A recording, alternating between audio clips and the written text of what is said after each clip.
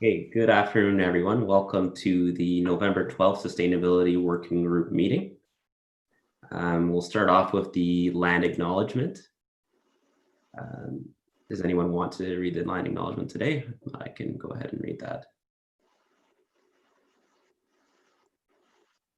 Okay, I'll go forward with that.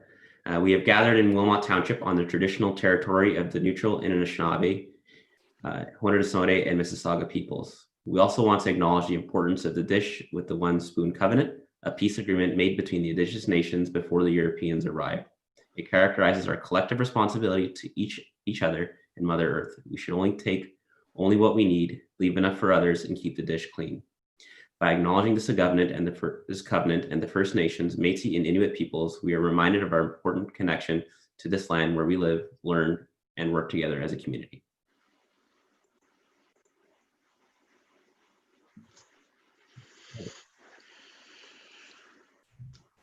Sorry, I think I lost my agenda here.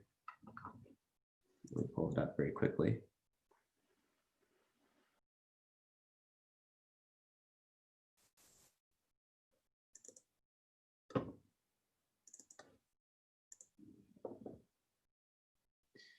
Are there any disclosures of pecuniary interest under the Municipal Conflict of Interest Act? Seeing none. Review of previous meeting minutes. Are there any issues with minutes presented from the September meeting? Okay, can I have someone to move that?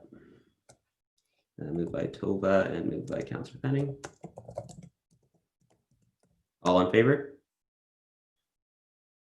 That's carried. Sorry, I'm just making notes here for the minutes. Okay, so first item on the agenda. Today we have Marlene and Steph from Let's Tree Wilmot for a presentation. We're excited for it. So I'll share my screen, both Marlene and Steph, and just let me know when to change the slides. I know. My finger is itching to be, be in control.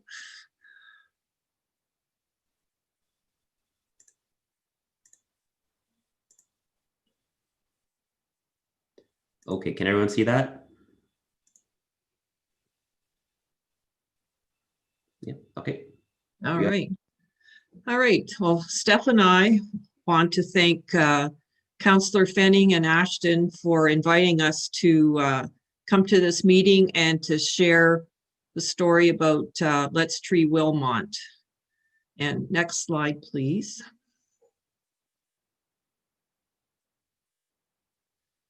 So we have been doing a lot of talking for actually about 3 to 4 years, and finally we moved forward about actually a little over a year ago with joining up with some partners, and so moving forward we have gone beyond just talking. Next slide, please.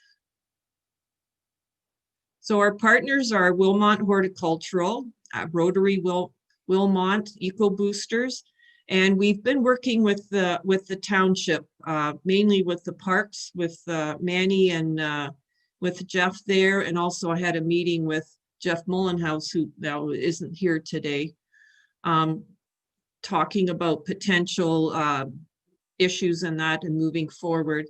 We had our first meeting on March 11th of this year, and we had 36 people attend, and we had invited all the service groups in Wilmot, the community, also township, and we had 2 people attend from the township, and the councillors. You were busy at a meeting about water that night. And then we had the COVID pause, and now later this year we were able to still move ahead with the tree planting, which we just did recently. Next slide, please. With the COVID pause, we didn't get to do any of all the formalities. So the Let's Tree Wilmot, these are our goals right now: to increase the tree cover in the township, to plant 1 tree per resident in Wilmot. So we're looking at roughly around 21,000 trees. To educate residents about the benefits, both to our environment and to human activities of planting and maintaining the trees. And maintaining is a very important part of that. to engage the residents of Wilmot of all ages in restoring the natural environment. Next slide, please. So there are a number of studies looking at, you know, when you want to put dollar figures to the value of having trees. And so these particular numbers come from our neighboring Wellington Township or county. And there's the Elora Environmental Center study, and there's the Neighborhoods group that is part of this. So they actually do tree inventories. So those 10,102 trees, they know exactly where each one is, what type of tree it is, and the health of the tree. And so I'm not sure how they came up with about the 120 acres, but I think that's roughly what the coverage. But here with sequestering carbon, they came up with these numbers, and the actual numbers, it's an American iTrees program that they use to generate this information. So one car emits 4.5 tons of CO2, trees decrease it by 2.9, and trees produce oxygen, 185 tons. And then the trees, this is with the sequestering, does over 43,000 tons of CO2 per year, which is equivalent to 965 cars. So the replacement of the value of the trees is, they're looking at roughly $26 million. And I was also looking at another study that TD did, because they do a lot of grants for trees, and they had looked at other communities. But one of the most interesting numbers I thought was, if you spend $1 on maintaining a tree, in return, it's worth anywhere from $2 to $12 for each dollar spent on tree maintenance. Then looking here, just with the trees intercepting the water, this is just kind of, I don't know if people can sometimes to relate to the numbers here, but they are, for these number of trees, it can intercept 200,000 square feet of water. Can you go to the next slide, Ashton? And so what's coming up is here just how with stormwater and maybe there's different versions of this. This is one from a group in Maryland. So when we're talking about the value here of preventing runoff into our water systems, so when we're here, I want to move the mouse over to this low density residential, or if you look at any of those large trees, so here when it says it can hold on to water, so one of those large trees in your backyard can hold on to 400 to 500 liters of water on its leaves and on its trunk. And with rain gardens and other programs, we really focused on having a rain barrel. Well, that one big tree is worth 4 to 5 rain barrels, because most of them are around 100 liters. And the advantage of the trees holding on to the water is you've got the evaporation, so that just goes slowly over time. And then the water just drips down into the soil, and hopefully people are mulching and leaving the leaves, so that actually absorbs a lot more water, but it slows everything down. And then over time, the water moves into your water table. And then when you're looking closer to the river, you're also then, with the water being filtered, it improves the quality of your water. Next slide, please.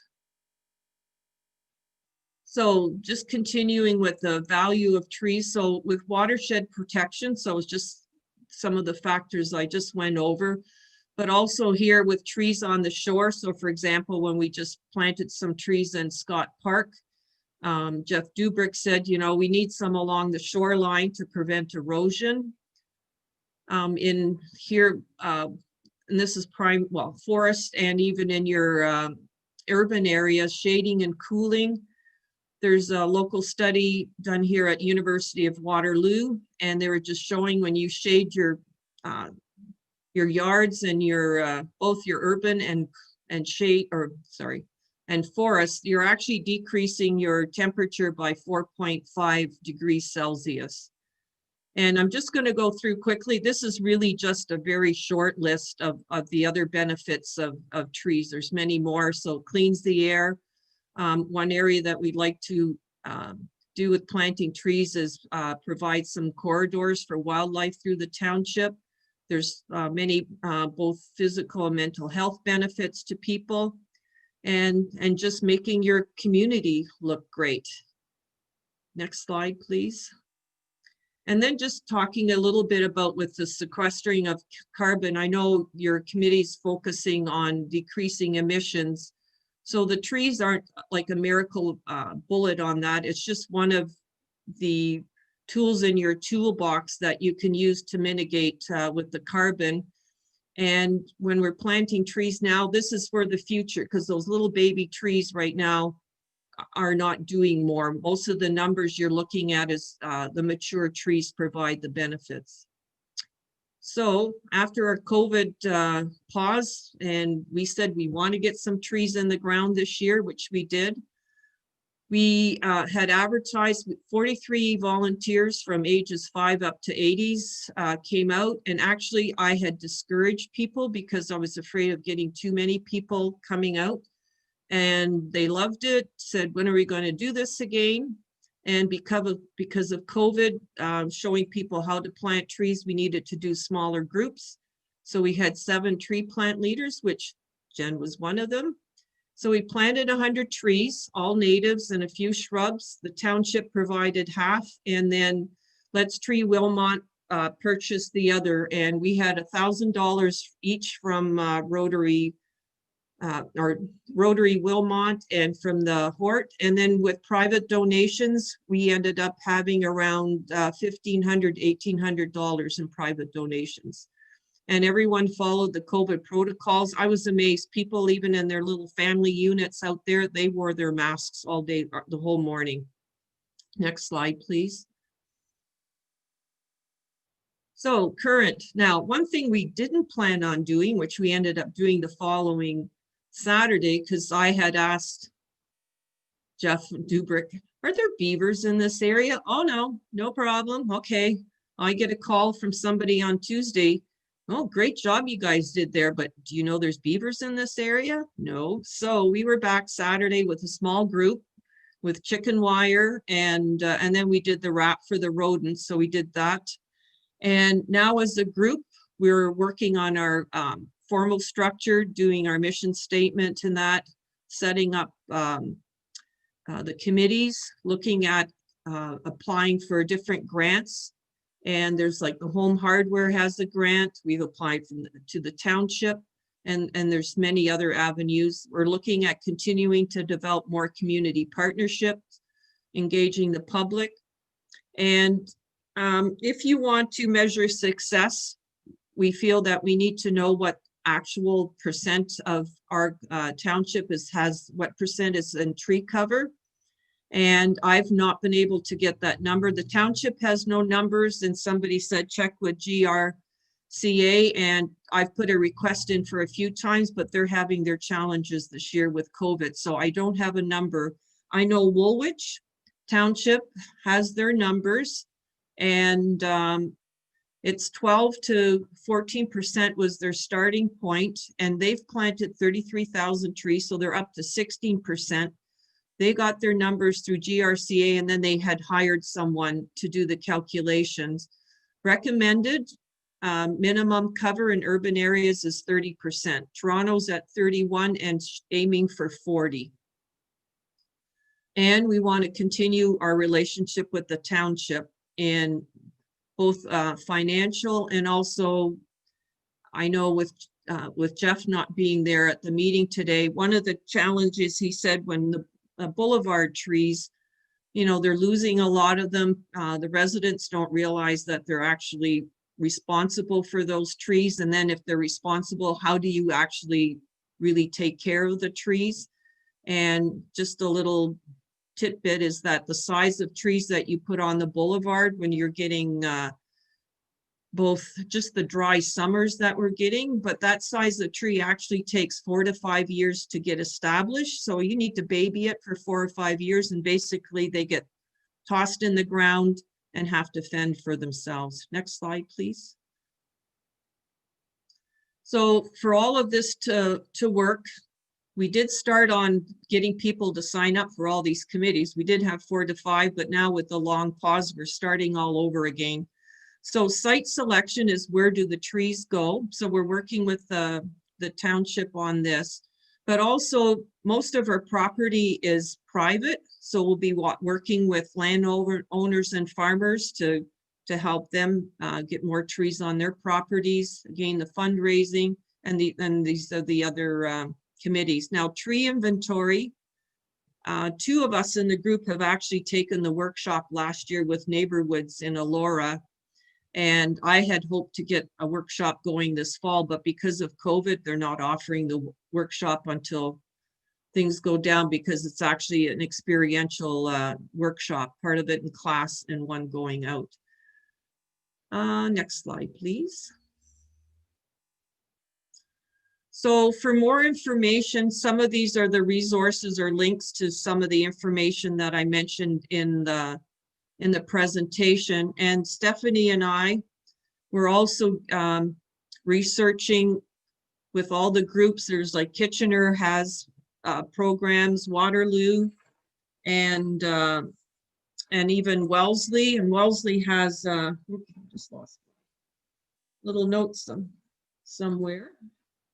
They have I don't know how many are aware, they just gave out 600 trees to the residents. And so you just had to show your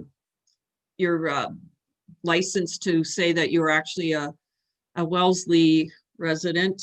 And so they gave 1 tree already, and it was with trees from the Conservation Authority, and farmers got 3 trees. And so they gave out 600. Woolwich, they have, this is their 10th anniversary. They just planted 33,000 trees. And as I mentioned before, their goal now is to do 5,000 trees a year. And one of the challenges with the township, well, everywhere, is that the soil quality on boulevards, and plus their private properties, with the newer, the soil sucks. There's virtually very little topsoil. And Woolwich is just now, when new builds and that, the developers must put up to 18 inches or 45 centimeters of topsoil in. And that's to help the future of the trees. And that's, I think I'm left here more time for questions. So I don't know, Stephanie, if there's anything you want to add to that, you can jump in there. Not much, otherwise just the Wellesley, just looking at their council meetings, it was 600 trees per Saturday. So they had 2 Saturdays. So it was 1,200 trees that they gave out. Sorry. Okay. Thank you. Any questions? Well, thank you for the presentation, first and foremost. I did have a question. I think you kind of answered it. Tree inventory. So I guess, can you further elaborate on that? Like, have you been tracking where specific trees have been going in so far, or are there intentions to go in that direction? The intention is to go in that direction. Like, for example, we just did Scott Park, and that's the picture that's behind me. So it's on a floodplain. So here, actually, with selecting the trees, we consulted with the Conservation Authority and that to see if the right type of species, because it is on the floodplain, and to avoid areas where the ice flows go through and would knock the trees down. Tree inventory has not started yet. And when you do tree inventory, you actually have a checklist of about 31 items that you go through. And in the old days, the program, you would have a piece of paper and then someone would have to input it. Now it's U of T had created a program. So you just go with your tablet or laptop. And so the different things is when you go to do tree inventory, you would actually, let's say, select a neighborhood. So let's say we do something partly on the old section of Peel Street in New Hamburg. You notify the residents to say these silly or crazy people that are looking at your trees with computers, what are they doing? And so there's the GPS coordinate goes, so you know exactly where that tree is, what species it is. We measure the size, the height. We're also looking at what's impeding it. You know, is it too close to a sidewalk? Is it right up against a building, what are the wires doing it? You're also looking at the shape of the canopy and how many branches are dead. So you actually get a score at the end of 1 to 3. 1 is a healthy tree, 3 is it's time to go. And so once you have that information and you look at the 3s, okay, you know, on GPS coordinate, this on this street, this is where the tree needs to go out. And when you have a company come in and replace it, you know exactly where it is. And you can just pop in now that it's a new tree and whatever species it is.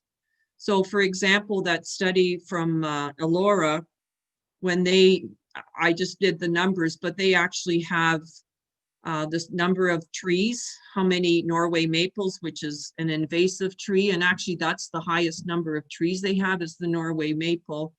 And then the next is the sugar maple. And the interesting fact when they were looking at with the carbon and that, even though there's fewer sugar maples, it actually does more work than the Norway maples do.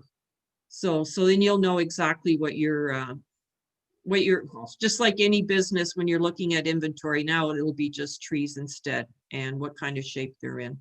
So it'll, so we were looking at with Wilmot Hort buying the actual software. I think it's around $350, excuse me. So we were going to get a couple and then load it up. So, but that's a future potential once we're able to get people trained. And one of the groups that was really interested in doing that was the Scouts, but the kids may be a little bit young to be doing that. So, yeah, that's tree inventory, and it'll take time. Oh, one of the benefits that they found in with the Neighborhoods group is it helped actually engaging the public, because when you told people that you were coming to the street to do tree inventory, and people would come out, oh, what are you doing? And yeah, can you look at our trees? And that was part of the process too, is that you would go and help identify their trees, say what kind of shape it is. And they just found that kind of relationship was built and people became more engaged in with tree planting and willing to take care of their trees. Great, thank you. Yes. Thank you so much for coming and for doing this presentation. For me, you know, when I was thinking about wanting you to come, I was really thinking a lot about the fact, and I really appreciate that you brought the data of the carbon sequestration and the offset for our carbon emissions. And Tova, maybe I'd like to, you know, because that's something that we've committed to a greenhouse gas reduction in our output. And to me, the natural next step is how do we offset what we can't reduce? And yeah, I'd like to have a conversation about how this fits with what our goals are as a committee and things that we're already working on.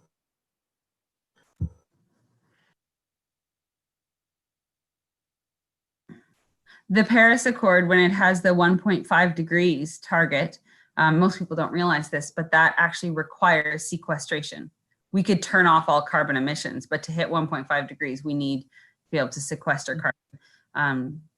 And for all the technology developed, trees are also a fantastic way to do that. Mm-hmm. And one of the challenges too is that with the ash borer, we've lost, I mean, I have no idea how many trees, but I actually have to, both Steph and I went and did tree planting at Woolwich so that we knew what we were doing on tree planting day. And the one day I helped at one of their, the forests that we planted 170 trees the one morning, they lost 1,000 ash trees in that bush. And so when you're looking at, they were probably fairly mature. So if you look at what the data that I just showed, like how much you would have lost from 1,000 trees, and now how long it takes to replace those trees, like man hours, the cost of those trees, and then how long it'll take before they're large enough to replace it. So when we're doing trees, like really it's a future, and it'll take a while to replace, you know, the loss of the ashes in our community. I know one of the big challenges too is when trees are planted is the maintenance. So one challenge our group is going to have is that because the township doesn't have the resources, so we need to do the watering like in the upcoming summers at this park, and also educating the public when they get a tree planted on their boulevard is to be watering them for the sufficient length of time. And the soil, I know these things take a long time, but with the boulevard, so I know this is on a regional road, but when you drive out of New Hamburg, they had planted trees. I moved into the area in 2011. And since just a year or two afterwards, from basically just before the school and going out of town, there's all new trees planted. And actually, John's Nursery did that, and the township bought their trees from there. The one fellow had actually said, I planted those trees. And they've been there at least 8 years, and they're still the same size that they were 8 years ago. And I haven't gotten around. I'm thinking, oh, I should go and count, but I bet you've lost 30% of those trees because they have poor soil. They've never been watered. They get whippersnipper damage. And for example, when you cut the grass really short, the soil dries out really quickly, and trees are shallow rooted. So there's policy changes that can come into effect, plus also how, grass cutting and mulching happens around the trees. And Jeff before mentioned, he said, each boulevard tree is $800 roughly, if I remember the number correctly, when you think of the whole chain of staff involved in ordering, planting, and doing all the selection, the whole chain. And now what percent of those trees end up dying? So that section on Waterloo Street, that represents a lot of money that, and then you're going to replace them. And again, you're going through that whole cycle, and that tree has not matured to the point that it could be a potential for helping with all the environmental issues. Yeah, that's things we're looking at doing. What Marlene is fantastic at is connecting with other regions and cities that are doing a lot of these tree projects for planting trees and inventorying trees. And we're finding that, everyone wants to help each other. And so one of the things that we're looking to do with Let's Tree Wilmot is looking at the policies that are changing within the different townships and the cities within the region. And then externally, and then sharing that information with the other tree groups and organizations so that we can help change policy within our own township, but then also better understand how we can transfer that information to other areas so that they can then change policy. And it could be anything from, like we're talking about, is whippersnipping, right? At what distance should you get from trees? Or can we get more areas to be no-mow areas so that more trees can naturally grow? So there's tons of options for, do landowners have to get permits if they're going to take down a section of trees? And so we're really looking at, what is happening elsewhere, and not only how do we plant more trees, but how do we protect the trees that we have, or how do we allow trees to grow in areas just by not continuously mowing it or doing other things to it. I think Andrew had his hand up. Yeah. So would it be possible, for I know because Wilmot is a township that is growing constantly, and there's sort of a plan to continue to grow the population here, that developers have to, remediate the soil that they're using around their builds. Like we have a new build, me and my wife like landscaping. And that's one thing we found we did a lot of, is just trying to get our soil up to a place where we could have successful gardens and successful plants, because it was literally just a dump of clay, whatever clay they had, and then a thin coat of topsoil, which is, it wasn't going to grow anything. And it was, is there a way to kind of make that a policy? If you want to develop in Wilmot Township, there has to be a commitment to remediating the soil that you've disrupted or taken away.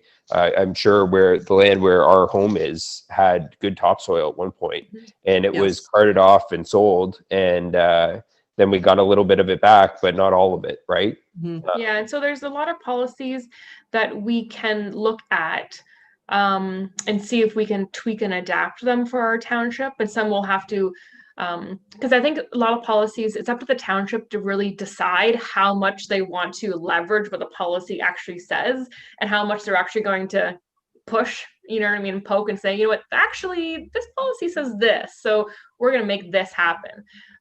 Where other times we'll actually have to go and try to petition for rewording the whole policy. But I've been looking at a lot of the research, and there's some really interesting stuff that we already have in place that townships and cities, municipalities are not really, you know, sticking to and saying, you know what, if we actually read this wording in this light, it actually would count, so that we can't allow X, Y, or Z. And I'll jump in there. It would have been nice for Director of Public Works or Director of Development Services, both whom are on the committee, aren't here today. And I'm sure they've got a fantastic answer or have input. So I certainly don't want to speak on their behalf further on that matter. But I certainly made a note to kind of maybe at our next meeting or even after post this meeting, I can reach out to them. And we've been, well, Jeff and Brian, we had a meeting in the summertime, so we covered some of that, some of the challenges they are, because they were looking to us for potentially some help as well. And and then we are planning on sitting down with all the groups. And actually there's, I have an arborist, he's worked with REAP in Kitchener and with the city of Kitchener, and they did a webinar this summer, which was excellent. So I was just sharing some of that information, and that arborist is willing to come and do a workshop for the staff to be familiar here, that when you have the contract for both cutting the grass and that they change some of the practices, and you know, it won't cost you like a lot of just the little practices. There's no change in cost to you. And then there's some areas like now where we just planted the 100 trees, the mower will not be going there anymore. That will be naturalized. So there's in the future more areas to be naturalized. So it should cut down on the amount of grass cutting. And another area I personally see and thinking, why are we cutting so much grass there, is like the Arboretum is another spot that, so sometimes even some of the practices that are just considered normal are not the best practices for good tree health. So so that's how I see working with both the engineering, because they're the ones who, like Jeff Mullenhouse, they get the grant from the hydro for the trees, and then working with Jeff Dubrick with the park. So we already have got things going there. So so yes. The township, I know you guys are fully behind us. Like they're keen. They love their trees too. And I'm glad to hear you're already in contact with the appropriate people. Like I don't think there's anyone better to speak to, Jeff Dubrick and Jeff Mullenhouse. Yeah. I was forwarded during your presentation some information on a grant. Just wanted to make you aware, if you're not already, on Tremendous Communities. It's pretty well aligned with some of the things you mentioned. I can certainly forward this information to you. Yes, if you could do, yeah. Does anyone else have any questions, comments? And so one of the things that Marlene mentioned at the PowerPoint presentation was more of a stronger partnership with the township.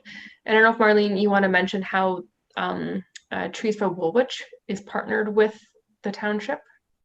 Actually, the Tree for Woolwich is township. So when years ago, actually the Wilmot had an environmental committee, and then that just disappeared. So in Woolwich, that committee stayed, and that's actually who runs the Trees for Woolwich. So they actually have a staff who started off part-time as doing environmental, which included the trees, and now they have a staff and a half. So Ann Roberts there runs the program. So she's the one who purchased the trees. And if people are making donations, the donations go to the township and they give the charitable tax receipt, where right now in our case, it's Wilmot Horticultural. We're a charitable organization and can provide receipts. So one potential or a direction I see in the future is that we actually become part of one of your committees as a program. And I think more for longevity, because, you know, sometimes some of the, like, I actually represent both Nith Valley but primarily the Wilmot Horticultural. Sometimes some of these groups can disappear, but Wilmot Township, you will always be here, or hopefully you'll always be here. But so that just ensures permanency. But we certainly have the bodies right now and the excitement from people with trees, so that, you know, the groundwork is being created, and then hopefully in the future, the township can take a bigger role in terms of providing staff to manage the program.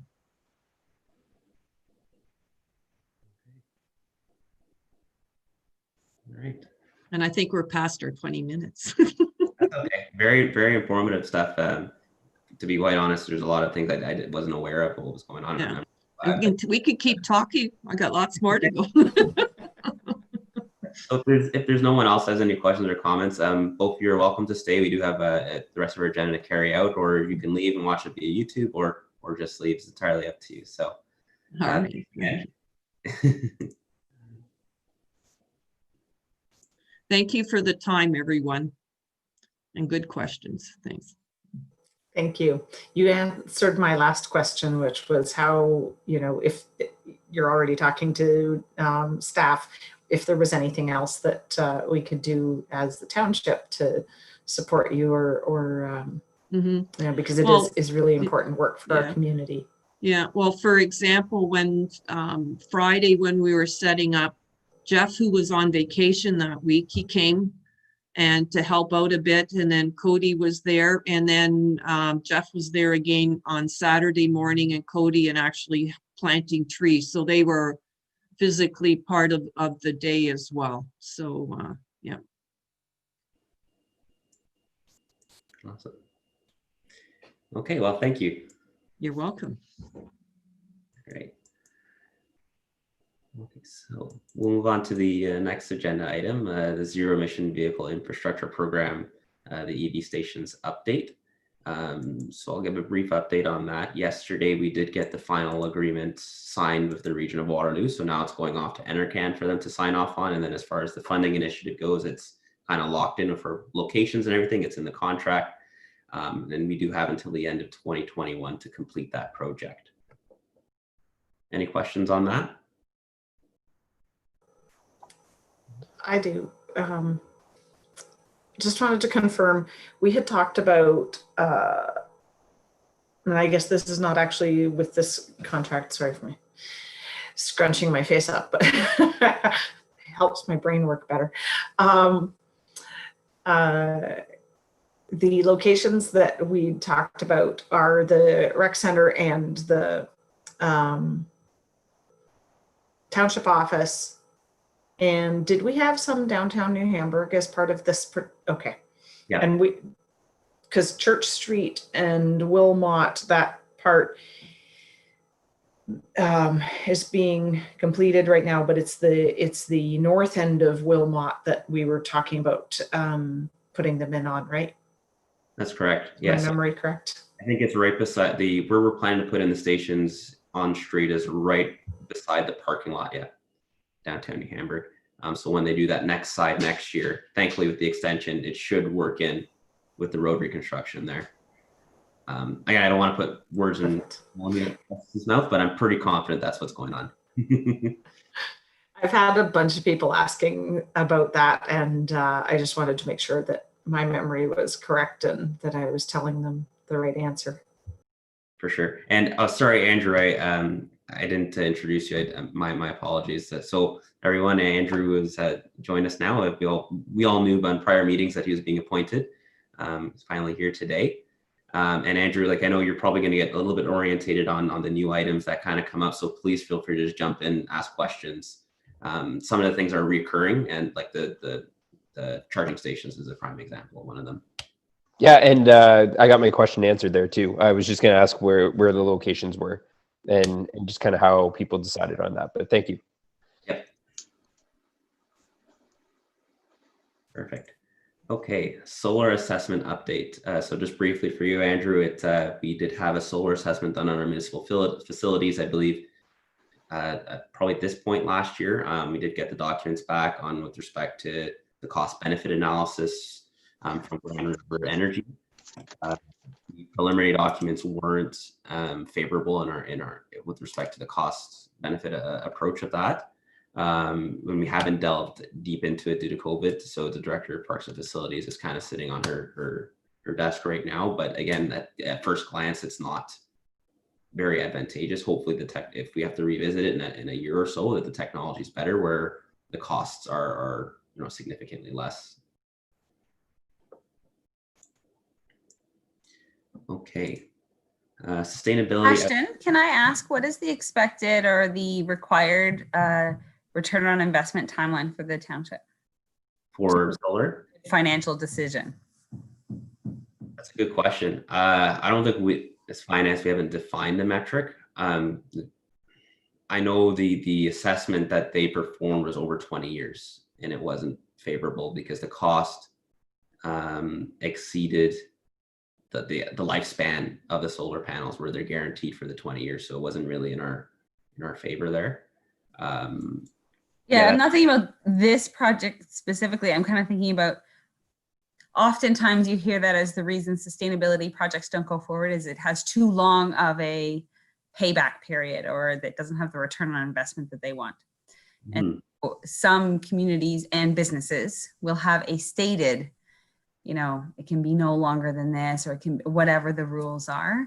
And sometimes they're rather short-sighted. I'm not saying in this case that it's the case. It just made me think maybe we should have something like that, like to say that it is not unthinkable that a sustainability project might have a 10-year payback or whatever, just to set the frame of reference for future project consideration. That's a great point. Does anyone else have any comments on that? I agree. We should probably look at potentially introducing something like that if that's a common approach. Go ahead, Andrew. Yeah, that was going to be my question too. Is just what the metric was for that decision, like what the return on investment timeline would be, and what the warranty looked like on those solar panels too, because I know different panels have different ranges on warranty as well. Anyway, so those were my questions. Just what were those kind of criteria? Right. Go ahead. Sorry, I'm not sure if Leslie put her hand up at the same time I did. Oh, okay. Okay. So I just a comment. That's surprising to me that the ROI would be longer than the lifespan of panels. I have solar panels on my shed here and a couple different properties, and yeah, our return on the investment is definitely well within the lifespan of the panels. So I'll be interested to see the report and see that data. I think we had talked, and I can't remember now. I'm finding this with COVID, a whole lot of conversations that we've had, details sort of getting pushed to the back of my brain because they're pushed out with all of the more urgent kind of COVID stuff. But we had talked about considering full lifespan cost of things, and that the point from Tova and Andrew about having a sort of a statement about being able to look at longer ROIs fits, I think, with that. And I don't remember when we last had that conversation about using total lifetime cost of investment in infrastructure instead of purchase, or, I'm not speaking very well right now, so I'm going to shut up. Hopefully you understand what I meant. I think you're talking about the life cycle assessment versus capital costs decision making, yeah? Thank you. Yes. Maybe you need more coffee. Leslie, did you want to comment on that a little? It's a little kind of reaching a little into your wheelhouse. No, at this moment, only because I'm sorry, but on the back end of this, what my kid is upstairs by herself, and I was kind of distracted. So I'm sorry, but I feel what Toba said works. And it was a conversation we'd had before saying, you know, like we should be considering for certain things, the life cycle cost assessment, as opposed to just the capital cost and return on investment, because we've seen in some organizations when they actually say, oh, the return on investment is this, but then if you actually think about the full scope of how does it change your financial picture, it can actually have a better return on investment than the traditional way of looking at ROI. Just super quickly is in manufacturing compressors. They sometimes go, well, if I replace the compressor, it's going to be this much less energy and this is the ROI.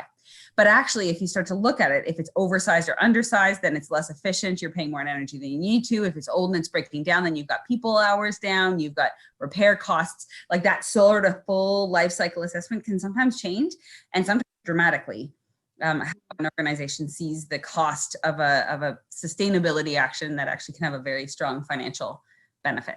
Well, the township is doing this now for our assets, our core infrastructure assets, as part of the OREG 58817.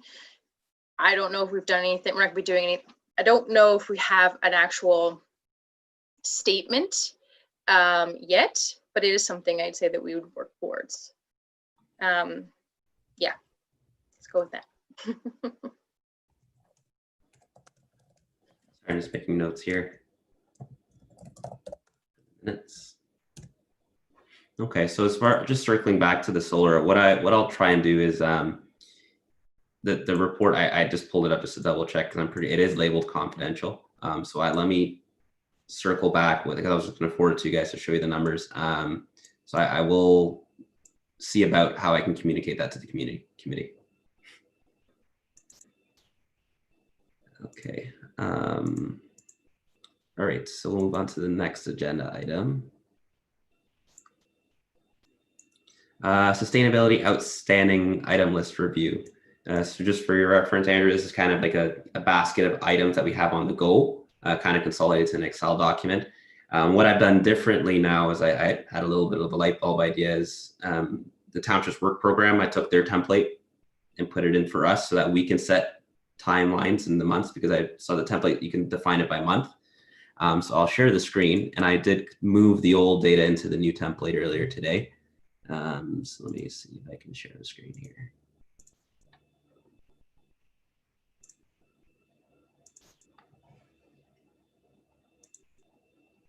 Okay, let's close that.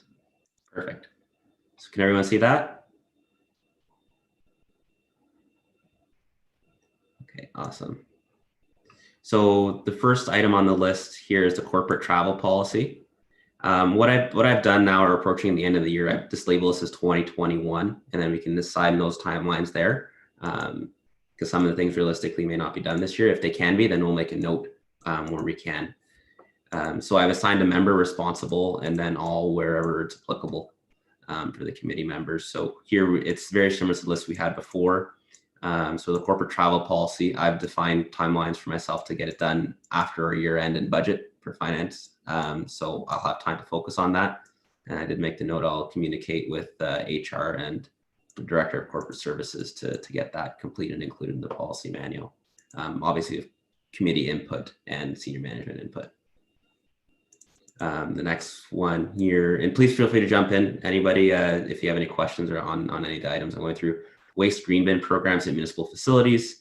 I don't have a prescribed timeline for that. I don't know what the status is of community centers, but I know as mentioned in previous meetings, we did introduce a green bin at the Township's administration complex in Baden. So this would look particularly more at the other facilities, in which I'm assuming will include input from the parks and facilities side. There's a typo in the waste green bin programs. See that? It's not bean. Oh, sorry. It's okay. Good catch. Is there anyone that's willing to that wants to help partake in any, assistance in that area?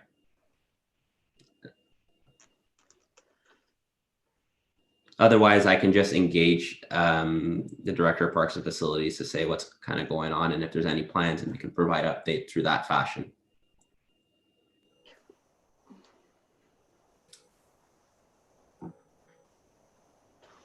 I'm not sure how I can help on that, Yeah. but I'd be happy to if I can. Okay.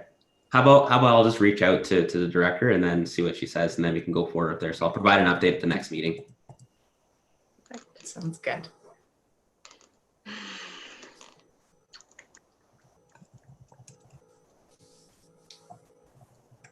Is depending on what feedback she gives about, barriers or challenges with it. That'll depend on what we can or should or how we go about it. That's correct. Good point. Recycle green bin areas in public areas, particularly like as an example of downtown Hamburg. I think that was one you, Councillor Fenning, I guess through the Board of Trade. Yeah, so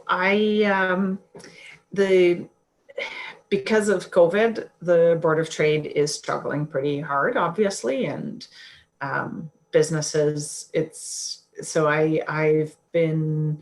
I've not pushed it forward with them right now because it's been pretty challenging for all of our businesses, and that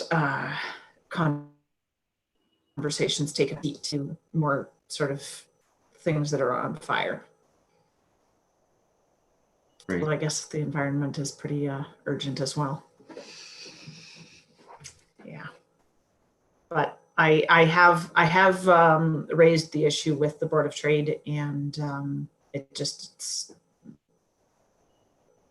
there are a lot of moving parts there. Okay. All right, so then maybe we'll just leave that one for now, and then depending how COVID pans out, then maybe we can start putting in a timeline afterwards where it's feasible. I believe the next one was paper towel usage at municipal facilities, but Leslie, I'm sure she's probably dealing with. Oh, she's there. I'm here. Sorry. Yeah.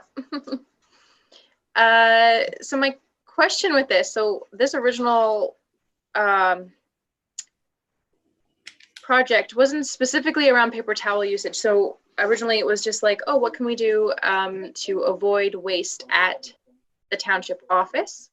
So I'm not exactly sure what I can offer as an update for this, or where I could go with paper towel usage. Like, and especially now with the COVID protocols, I don't know if we can really do anything about that. So that's why I'm not exactly sure where to go with that.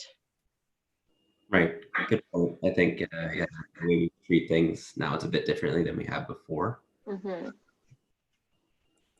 I don't know if the committee has any. Go ahead, Councillor Penning. Did we? I think this had kind of morphed into a conversation about having air dryers instead of paper towel dispensers.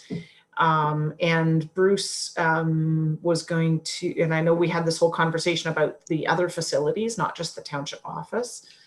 And I don't remember what meeting it was, but it was a while back where we were talking, and Bruce, everything is a while back now. What a year. But is that ringing a bell? And I think that's where we kind of had left off with that one. That's right. I will, it's Bruce here. I'll get back. I had talked with Jeff about that, and he was actually talking about putting in a budget for some money for some stuff and getting a hold of Dave Goodwin, the guy that does most of our electrical work, and seeing about it. I will talk with Jeff next week when he's back and see if he has put anything into the budget for that or what. Most of the community centers are all paper towels. Like, there's no, over here at the rec center, there's some hand dryers, but the community centers are pretty well all paper towels, and it isn't just as easy as putting a hand dryer into. There is, getting power to them and getting them hooked up and going. So I'll see if Jeff has addressed that at all or done anything in the budget wise for it. That's what I got. Thanks, Bruce. So we'll leave that for now until we follow up with whatever we hear back from Jeff. Yeah. And then, and if there's anything else surrounding the dryers as well, maybe is recycle bins for the existing paper towels. Those sites too. We can look into further. Compost bins. Yeah, I think we talked about that. Yeah, the unfortunate part, our current contractor can only take organics. Oh, right. That's right. Yeah. So that's the real big downside, and I don't think there's a way around it at this point in time. So, but I can follow up with our procurement to see if there's anything in the horizon from Waste Management. Single-use plastics. I think this is the big one. The one I think this would be a really good work program item for the committee next year from a corporate perspective of how to kind of address single-use plastics internally. I think a community-wide policy that I don't think is within our control. I'm not sure. Anyone have any comments on that or any suggestions on timelines when the committee should start to focus on that? Just a little bit of a clarifying question. When we had been talking about the single plastic use, and like when you say corporate policy, we're still talking about facilities use. Is that? No, so this would be more corporate purchasing and those kind of things. I think there's a separate one for the facility renter. Okay. Oh, right. Okay. Perfect.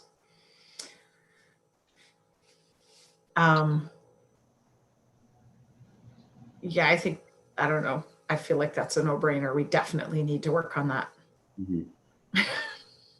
And it's I'm sure everyone heard about the Government of Canada's announcement that as of end of 2021 they'll be banning, I was just looking at the list, I know it's stir sticks, plastic checkout bags, straws, stir sticks, 6-pack rings, cutlery, and foodware made from hard to recycle plastics.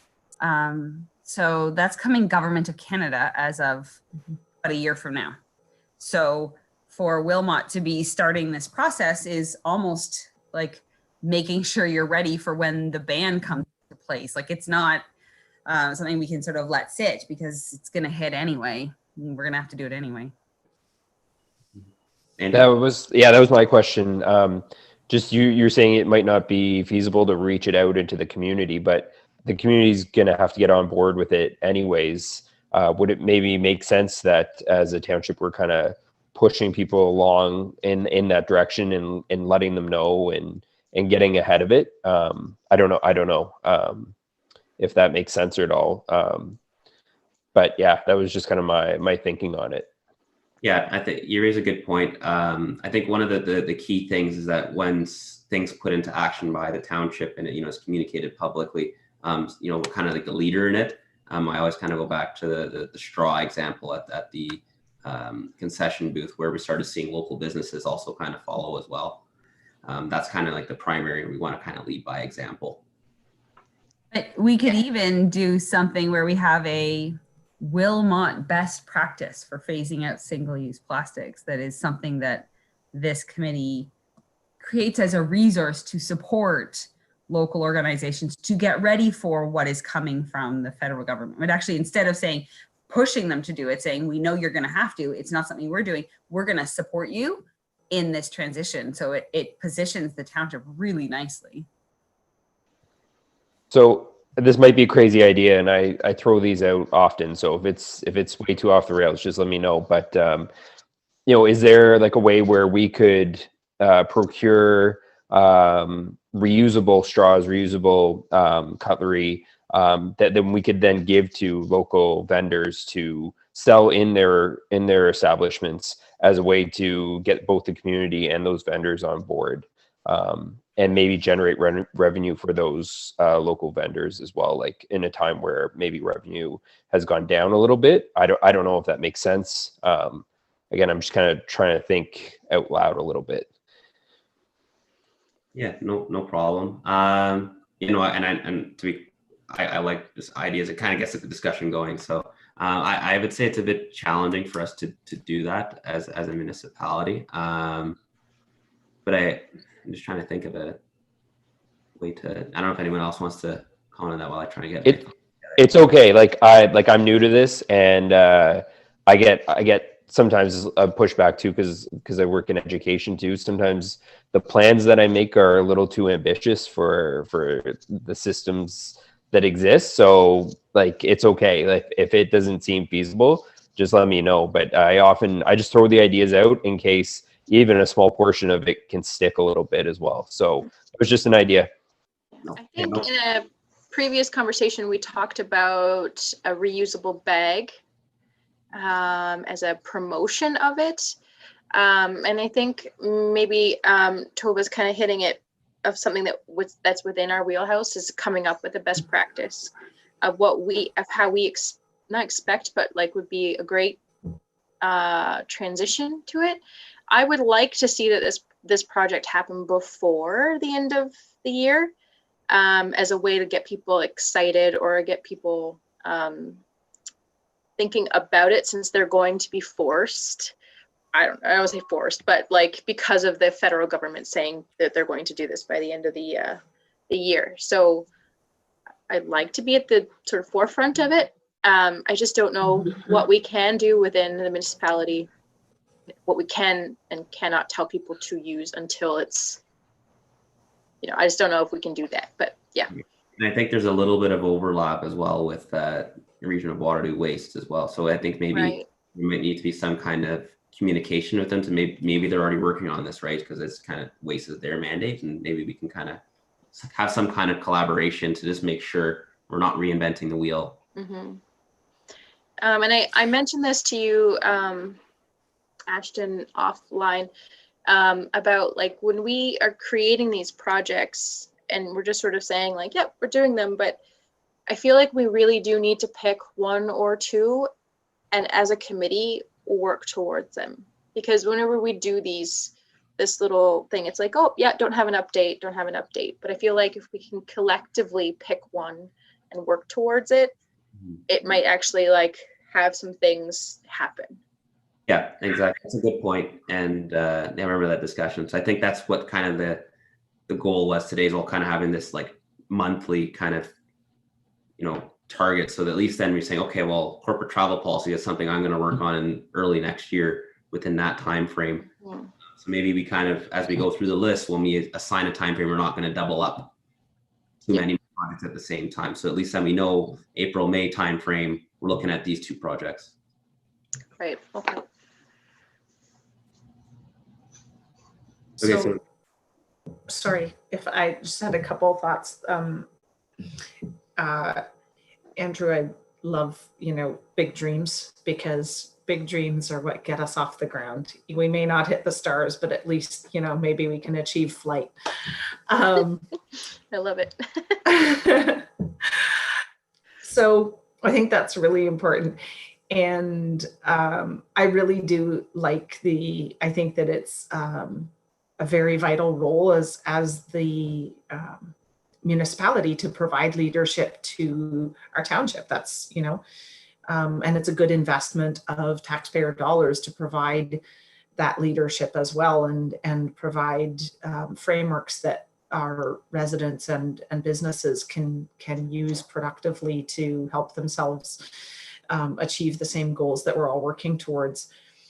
So the single plastic use policy, if we're, essentially we're going to have to be doing this work anyways, right? And if we're creating documents that can be shared, if we essentially, as we're going through the same process, we sort of prepare alongside that, use that same process to create documents that we can share with the community to help them with their own plans and policies internally for other organizations.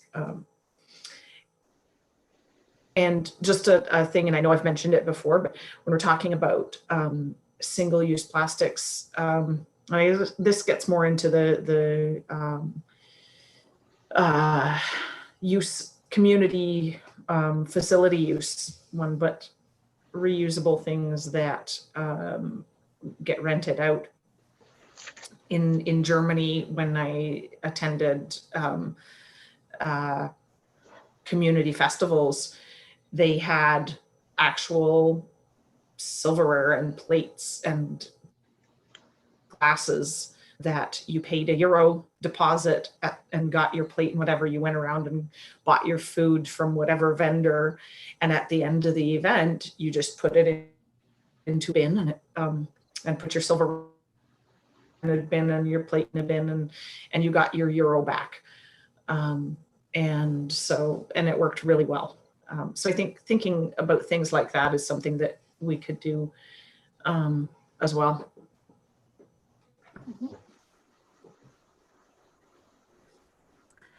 I don't know if anyone's been to the Hillside Festival.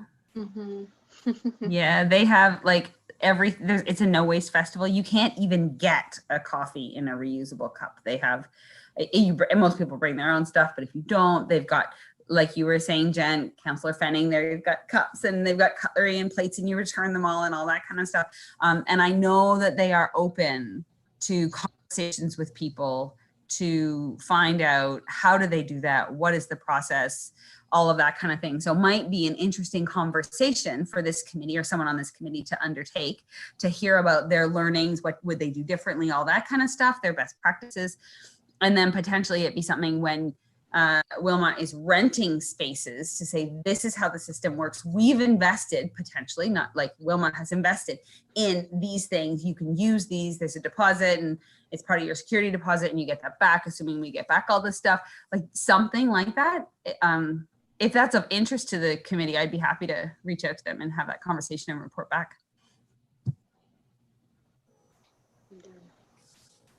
I like that.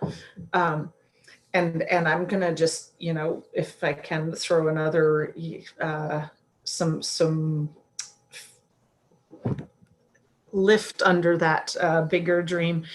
What would it look like if we had a bylaw that said that in Wilmot you're not allowed to have single-use plastics at events, public events? I don't know. Is that a thing? Does it exist anywhere? How many staff are going to want to kill me now for suggesting this? But it's, we really have to think about what is possible. What can we do? I don't know. Does anybody have any, you can tell me to be quiet and Ashton mute me for the rest of the meeting. I don't know. No, it's all good. Okay, so yeah, I think that discussion kind of put us in the right direction. So I was thinking for the single-use plastic policy, or it may not end up being a policy per se, it might be something else, but related to the same subject. But tying that with the educated materials for facility renters, and maybe putting that in the same timeline. So when we're doing both of those two things at the same time. And then one would be appropriate time, I guess, for us to start and finish that. I know you would probably want it to be done earlier in the year if we're looking at those federal restrictions towards the end of 2021. I would suggest January to March, or March, June, July, only because I'm seeing here Earth Day 2021, and that's in April. So like if we're thinking about focusing our efforts on a project at a time, then it might make more sense to do that. Or we won't end up doing anything for Earth Day 2021 or something, you know what I mean? Okay, so I'll put in for April, May, June on this time for now. And very well, early next year, maybe we're gonna still have those conversations to kind of get the ball rolling. We may start earlier, but at least then we know between these months, at the meetings, there'll be more of a heavy discussion on these particular items. And can we just make a note then for the single-use plastic policy that somebody look into whether or not we can create a bylaw for single-use? I don't know that. I don't know what the process is for that, but if that's what's going to take, can we look into it? I would actually add, like, Tova, are you aware of anything of that degree? I'm not aware of anything. What I would wonder is that something like I don't know municipal jurisdictions, government jurisdictions well enough. Is that something that legally a township can do? If they can, I think it's super cool. I don't know. You make me pick my dog's poop up, so like, why can't, you know, why not? But not single use. I don't know. Yeah, I don't know. Andrew has something to say. Oh, could you maybe not? I don't know that you could outright ban something like that, but could you sort of have like a cost associated with running an event that doesn't include single-use plastic? So if your event is going to use disposable plastic, is there a way to tack on a cost to running that event locally? Just knowing that material is going to end up in either recycle streams or garbage streams, and that all carries a cost. Like you would have rationale for attaching a cost to hosting an event that can't prove that those materials aren't going to end up in our waste streams. You know, that's interesting, Andrew, because they did a study on the so silly coffee cups, people who bring their own coffee cup, people versus people who get the coffee cup from the coffee place. And what they found was that if the company says, we will charge you for the disposable cup, more people brought their own. If they said, we'll give you a discount to use your cup, fewer people brought their own cup. So they are motivated by being charged for something, not motivated by getting a discount, which is a really interesting psychological thing. So it could be an interesting, even if it's not a bylaw, but like, oh, it costs you more to get a permit for this because of all the reasons you said, and people be more likely to say, oh, I don't want to pay that extra. It was a really interesting study. And so now when we talk to businesses, we're like, just, it's the same thing. It's the same price. You just say it differently. That leads me to another thought. If we can't pass a bylaw, what if we could we, and maybe there are two things. Could we pass a bylaw requiring any company, any business that sells coffee, for example, and now all the restaurants are going to be mad at me, require them to charge 5 cents a cup for disposable cups? Or if we can't pass a bylaw, or maybe we have a conversation with them and say, you know, collectively, we're trying to cut down on waste in our community, and can we get everybody to agree to charge this? Great. I'm just trying to think of when I went back to the mandate of the committee, looking for corporate matters. I mean, we can still explore it by all means. The committee can go which direction, but I would think kind of going down that route now is kind of going beyond our current reach. Mind you, we can change the mandate, but that's, again, whatever the committee feels. I feel like it's all well and good for, you know, buildings within, like, city-owned buildings or township-owned buildings, sorry.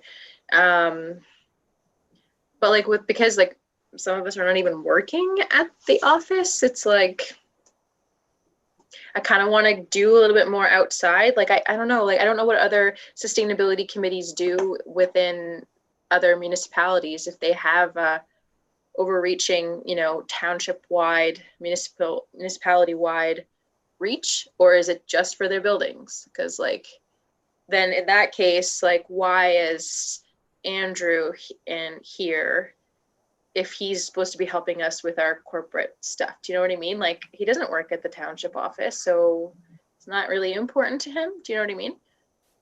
So I always wondered about that, because that's how we started, but yeah, no, that's how this committee, it was a staff committee beforehand. But again, remember and also looking at the mandate specifically, is there the township to be meaning the corporation to be a leader in the community. So it's through our actions. So with the community input on how we can be community leaders is also one of the prime reasons why we have these expert community members on the committee as well. So, but again, like we're not just limited to that. I was just highlighting our mandate, and if the committee as a whole wants to go that direction, by all means. But I'm just a gentle reminder. That's all.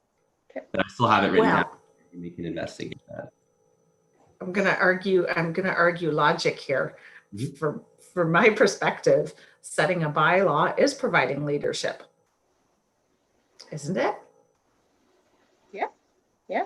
Again, if we go back to the dog poop, like Right. our parks would be filled with it if it wasn't for that, right? So, yeah. Oh, bye, Tova. I gotta Hey, go. Tova. Sorry, everybody. I have a conflict. I'm sorry. I couldn't put it in the notes. Sorry to interrupt. I like where this is going, by the way. If we have to like water it down a little and make it a whole campaign kind of thing, we could do that. But I love the idea of a bylaw. Anyway, sorry, everyone. Can you, Tova, can you look into whether a bylaw is, because I think you have a pretty broad network, and maybe, is that something you? I'll ask around, and I've already sent an email about Hillside too. So I will ask around, see if I hear of anybody who's got anything that's like that, that's like a policy or a bylaw that kind of pushes beyond the boundaries. And I wonder if any of the staff folks could ask their counterparts in other groups to see if they've heard of anything too. So I can ask among my network, and maybe if a couple of us are looking, then we can see what we can find. Yeah. Okay. Excellent. Bye. Bye, Tova. Okay. Yeah, and Councilor Fanning, great point. When you it is, in a way, yes, it is a corporation making that bylaw. Okay. Do we want? We can. I guess you were kind of. This meeting is going a little bit longer than historical, and that's good. There's good discussion, great ideas floating around. I've marked them down here. Is there anything else I should probably write down to remind us? Because when we actually look at this closer, and once we hear back from Tova, hopefully. I wrote down bylaw, cost of events. Those were kind of like general ideas that came up. Yeah, I think that's great. Yeah. We do have a while before it shows up, because we're choosing April. But yeah, I think that's fine. Okay. Maybe put in their policy development support. It's kind of long, but policy development supports. Yep. No, that makes sense. Because we were that would cover what we were talking about working internally, and no, that actually makes sense, because like when we think about asset management, I have an asset management policy which states what the township has to do and what they want to do going forward with our assets. So I think it makes sense to make one sustainability wise, like what we would like to do and how we're going to do it. So if in case of no bylaw, we can do a policy for sure. So yeah. And the whole, like everybody, all of the, like everybody was saying with the directives coming from or laws coming from the federal government, that, we're going to have to figure out how to do this. Yep. Yep. And then we can share it. Yep. Okay. Great discussion. Township sustainability calendar, important dates, etc. I know that was one you, Leslie, were looking at. Yeah, I reached out to Kelly Baird. So that was also, I was also thinking about that when it comes to I see at the bottom, you say we completed the webpage, Yep. but whether or not it could go there. So but you say it's completed. So I'm like, well, yeah, can we add in a township sustainability calendar in there? Is there the ability to add a calendar there, is what I'm asking. Good question. We can talk with Information and Legislative Services to see if we can make a specific calendar. Okay. And that we could, that calendar, we can do things like share events that, for example, Let's Tree Wilmot, if they're doing a tree planting or something, then we could put that on there as well. Yeah. And Andrew, you weren't, I think, part of the last meeting or the meeting before, but I also said that, like, so I'm creating the sustainability calendar, but I also need events. So as you hear about them or whatever, let me know, because it's only as good as the information I have. So, and I think up until recently, the only one I had was Zero Waste Month, so, and Earth Day. So. Yes. We'll talk with What- Miss Baird. I think I think our general township calendar also has community events in it as well. So maybe it's using that existing calendar and just throwing in sustainability related things in there as well. Yeah. That's just further just on her feedback. Mm-hmm.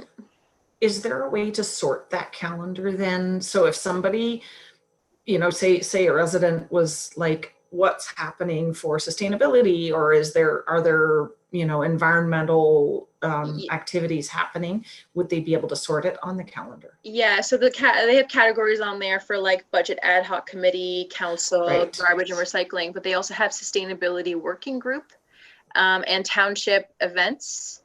So essentially we can add a new one in that could be like sustainability related events, or we just change the sustainability working group to just add it to that. Do you know what I mean? So there is the possibility of doing that. Yeah. Or create a whole other one. Yeah. Let's see what Kelly suggests. Mm-hmm. The expert in that area. So I'm assuming she may even have something better than what we currently have. Yeah. I think I wrote down It's that. good. Mm-hmm. So time frame for that. Let's go in. Well, I was gonna try to do it for this year, but Okay. just put January. But like just to confirm that I finished it. Okay. Sounds good. Yep. All right. We talked about the education facility for renters. So the next one, the big one, is the carbon budgeting review. I remember I brought it up. I think it was September or August. That is very, it's a lot of work. And there's not many that are doing it right now. And I think it's starting to emerge, which is good. So my opinion of it at this point in time is maybe we should put a hold until there's more information available for us to act upon. I believe Kitchener is still investigating it, but from a resource perspective for us to, you know, calculate all these things for the projects to define the budget would be pretty resource intensive. However, I'm open to ideas of how we can kind of, and I'm not saying to remove it from the list. I'm just saying I think it would be a later, if anything, it'll be later of next year. I have a question about that. So the carbon budgeting, like that's being evaluated at other places, is there like a specific staff position that's doing this? Like, is it outside of our wheelhouse is what I'm wondering. Like, I know it's within our wheelhouse, but like, is there somebody else that we can tap into at the township that might work with that more than we do? Or is it literally you? Yeah, so Budgeting. presentation, the city of Oslo, out in Norway, I believe, and Edmonton. Oh, right. The carbon budgeting process is kind of housed within the finance area. It does follow that kind of similar approach of, you know, a financial budget. Well, here's your carbon emission budget for a particular thing, and you also assign a number. One of the interesting things, though, I'm sorry if I'm using the wrong city, Edmonton, but Oslo, they also look at a community-wide data set as well. Right. Yeah. Mm-hmm. Kind of as far as a resource perspective outside of the township, like I don't think we currently have any greenhouse gas data. I believe the region does of you know, specifically for the township, but we don't currently track emissions from transportation or agriculture within the township at this point in time. And I believe those carbon budgets also look at the community-based approach, because I guess their governments operate different. It would be like something a region would do from that perspective. It kind of goes into that climate action 80 by 50 plan that they're looking at. Oh, okay. So then in that case, can we piggyback off of the region then are they doing any work like that? Or we just decided to do it ourselves? Like, I'm not sure. I don't know if the region is looking at it or not. Yeah, but I believe they declared the climate emergency, but I don't think I'm not sure in the same time if they had said they would investigate the carbon budgeting piece. okay. Yeah, the resources, I don't know. because everything's been so crazy with COVID, and I haven't been as active with Climate Caucus, but Climate Caucus does have resources on that. And I don't know if they have any new ones since the last time that I looked, but that's something I could look into. Yeah, because I believe you did send some documents a while back. I did take a scan through them, and I did share them. I think John as well, like at an earlier meeting, I did forward him all the information. I sent the webinar recording for everybody to review too. It's a very, very good webinar and very informative. But is the committee okay at this point in time until more data is available, that we kind of defer this at least to circle back later in the year? I think that would be acceptable, yes. To do That makes sense. Okay, I'll put it October, November, December. But again, if information somehow like a nice wealth comes earlier and we can look at it earlier, by all means, I'm for it as well. Okay. All right. Promotional materials. So that was the one we had discussed briefly about earlier in the meeting today, but I think also circling back on previous meetings, I think it was a piece to maybe work with the region on education pieces on how to recycle with those, like if we were to give away the reusable bags, so on and so forth. That very well may fall into the single-use plastic review as well, if we're looking at kind of engaging the region in those kind of materials. Any thoughts on that for that particular timeline, or even comments on the project itself? Yeah, I'm cool with, I would put it into the AM or the April, May, June, because it's all like all good to have promotional materials, but we need to know what we're promoting first. Right. I kind of think of like, yeah, the promotional materials is sort of almost like a sub to everything else that we're doing, maybe. Like, you know, if we're as part of doing something for Earth Day, are we going to, I don't know, I can't think of a promotional item right off the top of my head that would make sense, but some kind of Earth Day 2021 promotional thing that we have the Township brand on, and sustainability in as part of that, or Zero Waste Month. Yeah, kind of promoting the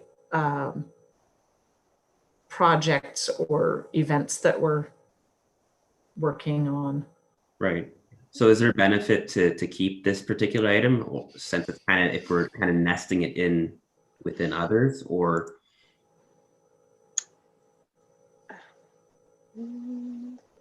I don't think it's like its own project. It's like a, not an afterthought, but a like nice to have. Can we move it kind of outside of it so that it's not like, you know, an actual project, but like if we are going to be doing something for Earth Day or Zero Waste Month, then, which you don't actually have on here, but you should probably put on for October of next year, then we add it in there as like, oh yeah, that's right, we were going to promote these things with promotional items.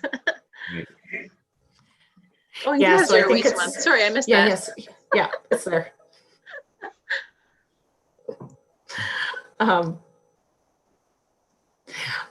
Yeah, I think maybe it's not a project that belongs on the work plan. It's maybe more of yeah, a comment to think about, like you said. I don't need to repeat what you said. Okay, that's good.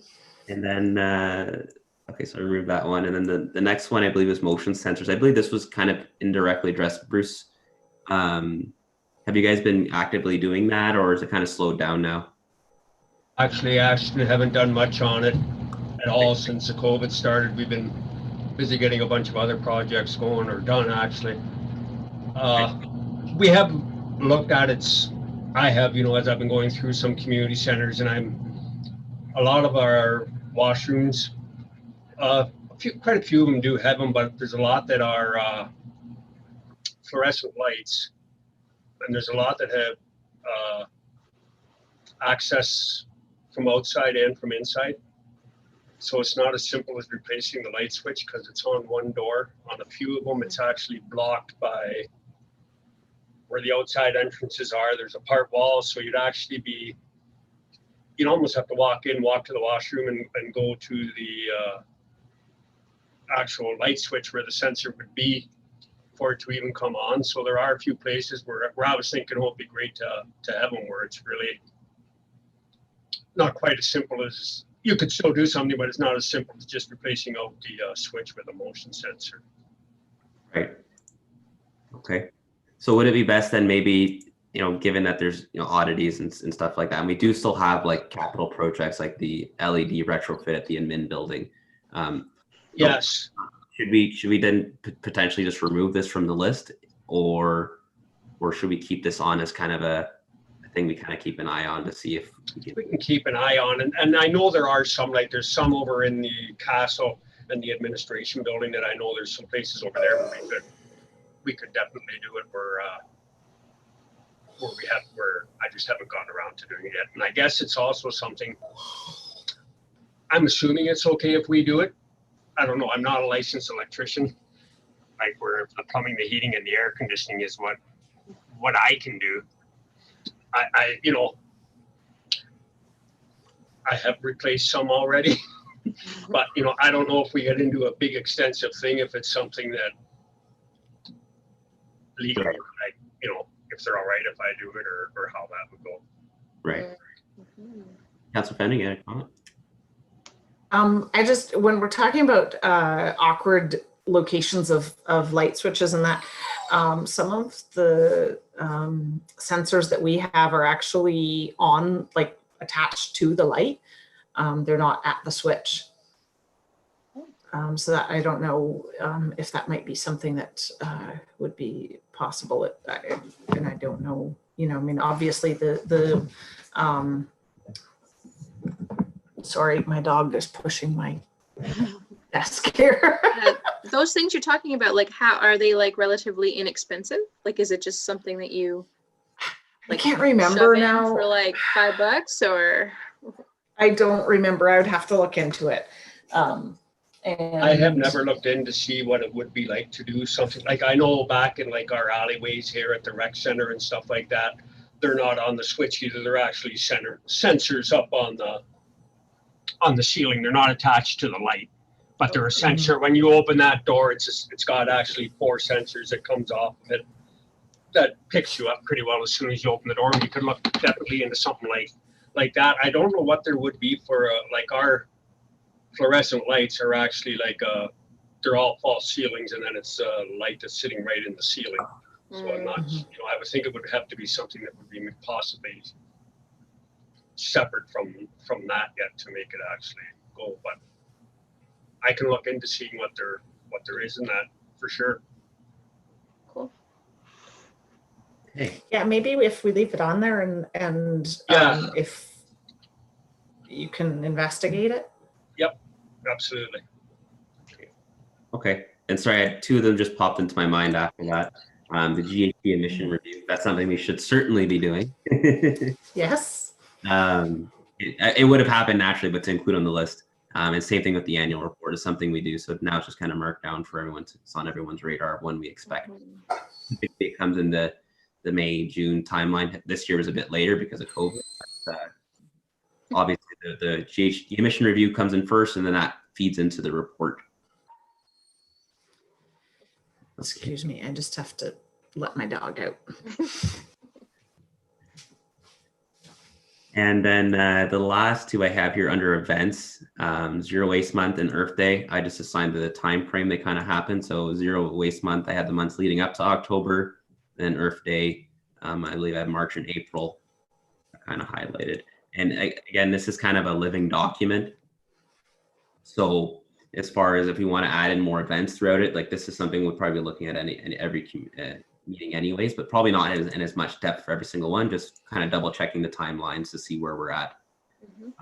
But I do, I don't know what everyone else thinks, but I think looking back at the previous list, this looks a lot more clean and the list is smaller and more realistic, I think, for us to, it goes back to your point, Leslie, about focusing on particular things at particular times.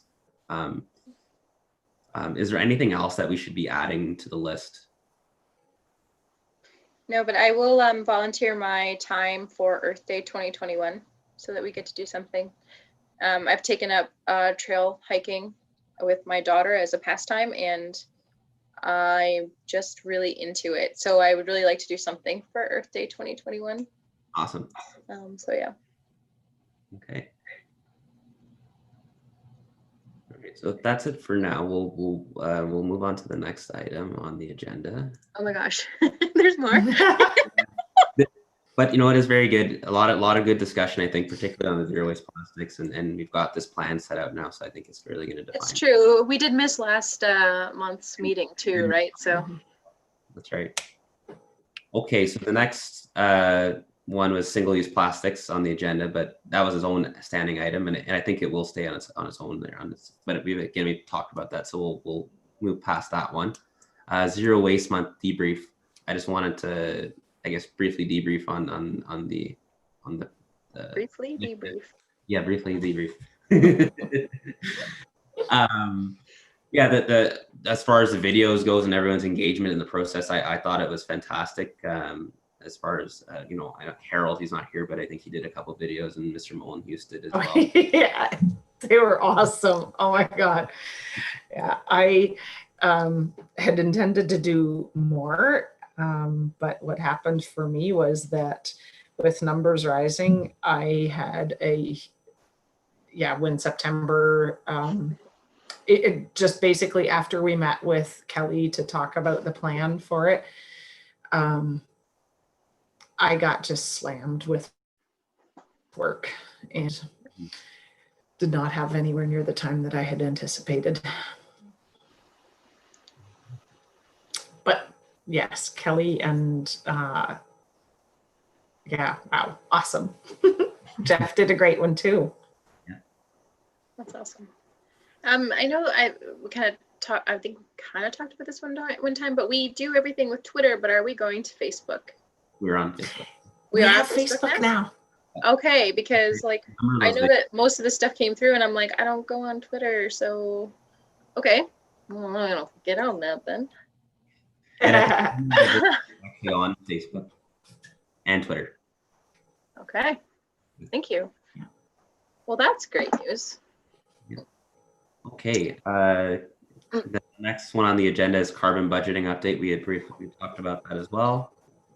Under new business, I had put appointment of a new secretary. So the previous expert committee member, she, you know, through that change, there has not been a secretary for quite some time. So I've been kind of juggling two roles.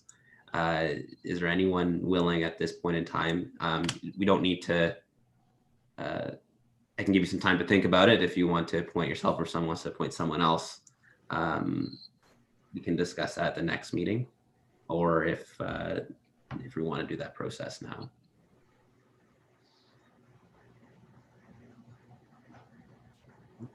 Okay, so just put some thought into it, and hopefully at the next meeting we can appoint somebody.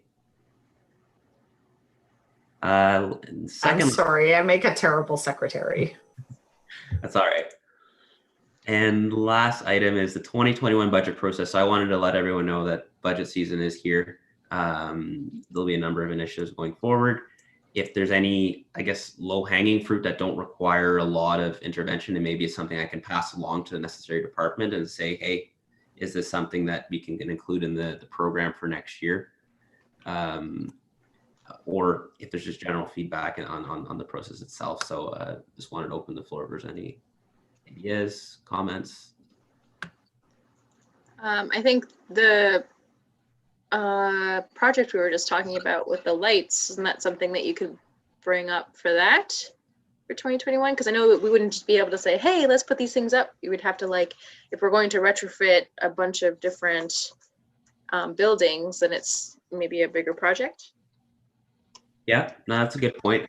There, and I just thinking from my finance end, you know, there's a couple programs I think opened, or capital projects open that are for, you know, LEDs, and I think LED upgrades. So I think it would fall under that blanket, but I will certainly pass that along. Or Bruce, I don't know if you want to talk to Jeff about that as well, if there's any need to include that in the budget, or if it's in general funds. Mhm. Cool.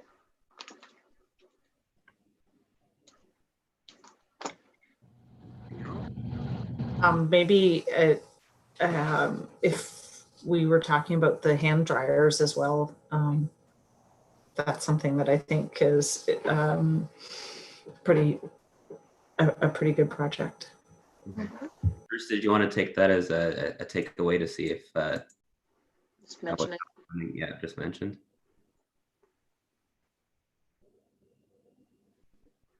I don't know if he knows that he's muted. I'll send Bruce a follow-up email afterwards. Okay. Okay. All right, so that brings us to the correspondence. There's no correspondence roundtable. I'll just really throw it out there. Thanks, Andrew, for being here. We're approaching the end of the meeting. This is just roundtable now, just information sharing, anything you want to kind of share with the committee. I don't have anything else beyond what I've brought through to the agenda, but yeah, we'll go around and we'll start with you, Andrew. Yeah, just thanks for including me, and sorry I wasn't able to make it to the last one, and I'm just excited to be a part of it. Awesome. Leslie? The only thing is, I know that we didn't quite, I don't think we did this, but did we introduce ourselves to Andrew at all? Like, do you know who I am other than my name here? Or like, did you get a sort of thing about that? Like, Good point, Leslie. My apologies, everybody. I should have done that. good. So I'll start then if you want. I'm Leslie Danbush. I'm the asset management coordinator for the township. So I'm responsible for coordinating our regulatory deadlines for OREG 58817. So it's basically my job. Bruce, are you there? Yep. I'm Bruce Beckler. I'm just one of the maintenance guys for the township. Councillor Fanning, I guess kind of explanatory, but if there's anything else you want to add? Feel like I take up a lot of airspace anyway, so I'll be quiet. And then Ashley Rooney, manager of finance, so look after budget, tax, water, and IT services. And then who else is on our committee too? Sorry. Oh, Nice to Oh, meet I guess so. everybody. Yeah. Look at that, Andrew. You can introduce yourself too. Sorry. Yeah, so I just joined the committee because I saw the call for new members, and I just kind of have an interest in sustainability and local politics. So I just felt like it was a good fit and asked to join the committee. Awesome. Awesome. And who's not on the call right now? We do have the Director of Development Services, Harold Okrafka. Tova Davidson, she did leave. She was the Executive Director of Sustainable Water Region. And Jeff Mullen, he's the Director of Public Works and Engineering. I don't believe I'm missing any. Oh, John Jordan is the other. Oh yeah. Sorry, John. Cool. Hey, is any other, I don't believe we went through all the round table for everybody, but Councillor Fenning, anything else that you'd like to share?